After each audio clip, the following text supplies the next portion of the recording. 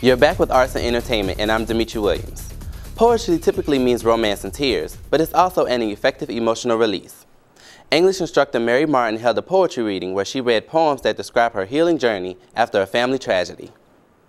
It just helps you express your heart and soul and come to terms with events in your life. For me, it was very impactful when my mother was diagnosed with cancer and she died. And that was way a long time ago, but I'm still remembering her and things that occurred. I still write poems about her in that event.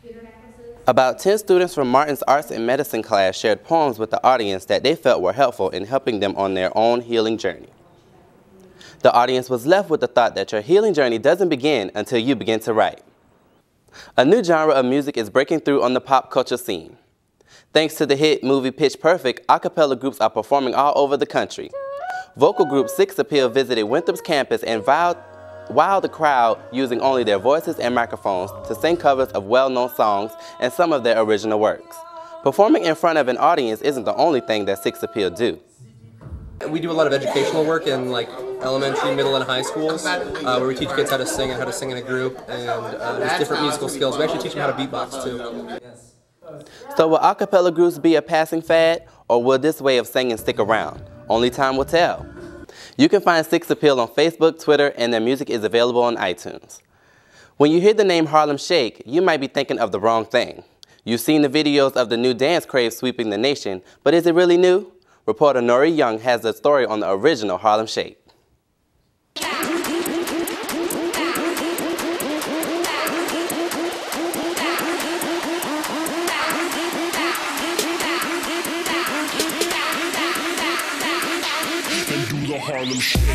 The Harlem Shake has become the newest and perhaps silliest internet meme.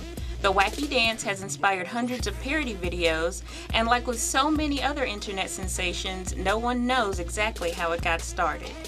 But many people will tell you that it shouldn't be called the Harlem Shake.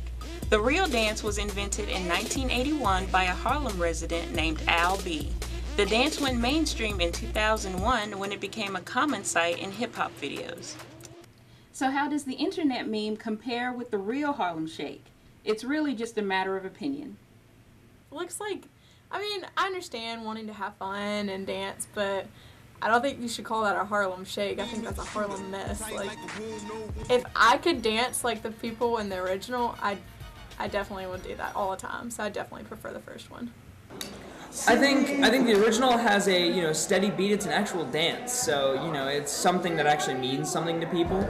But it seems like this new one is just an excuse for a bunch of people to get together and just take off their pants. I prefer the newer version. It allows people to come together and do something that they enjoy. The factions are split on the Harlem Shake now, but the debate will end when a new dance craze takes its place. With photographer Cheyenne Lewis, I'm Norie Young reporting for Winthrop Close Up. We'll be sure to keep an eye out for the next internet meme. Well, that's all we have for you this week. Time for Arts and Entertainment to bow out for World News. Now it's time for World News from our CNN feed. A car bomb exploded in one of the largest public squares in Damascus. At least 15 people were killed and dozens more were injured. No word on who is responsible for the blast. Syria has been struggling with civil wars since 2011, partly inspired by Arab Spring uprisings in the region. Former British Prime Minister Margaret Thatcher has died at the age of 87. She passed away following a stroke, according to her spokeswoman. Thatcher was Britain's first and only female prime minister, and the only British prime minister of the 20th century to win 3 consecutive terms. She served from 1979 to 1990 as leader of the Conservative Party.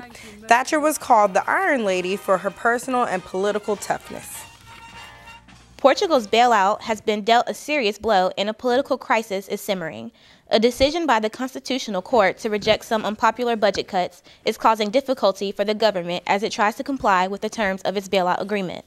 The government has decided not to increase taxes, but will introduce measures concerning public sector spending, in particular, cuts in expenditure on Social Security, health, and education. The next product in Facebook's mobile portfolio is new software for Google's Android operating system. They call it Home, and it puts all things Facebook right in your face. Among the highlights, a cover feed, essentially the site's news feed, scrolling on the phone's home screen, and chat heads messaging, allowing users to continue conversations with friends without leaving the other apps they're already in. That's it for this week's Winthrop Close Up. If you have any suggestions or story ideas, shoot them on over to the email listed below. And stay in touch by following us on Twitter at Winthrop Close Up. See you next week.